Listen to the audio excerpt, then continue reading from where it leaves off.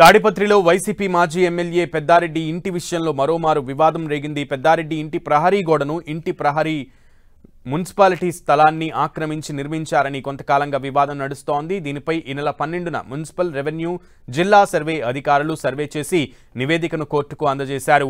ఈ అంశం ఇప్పుడు కోర్టు పరిధిలో ఉంది. ఇదిలా ఉండగా నిన్న సాయంత్రం పెద్దారెడ్డి తన ఇంటి వెనకాల ఉన్న గోడను పగలగొట్టి గేటు ఏర్పాటు చేసుకునేందుకు ప్రయత్నించారు.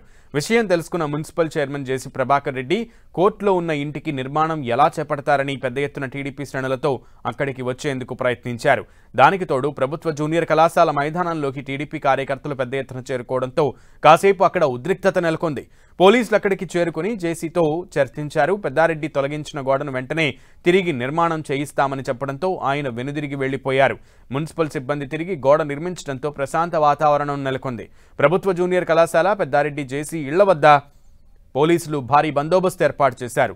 ఎలాంటి గొడవలు జరగకుండా ముందస్తు జాగ్రత్తగా ఏఎస్పీ రోహిత్ కుమార్ చౌదరి బందోబస్తును పర్యవేక్షించారు.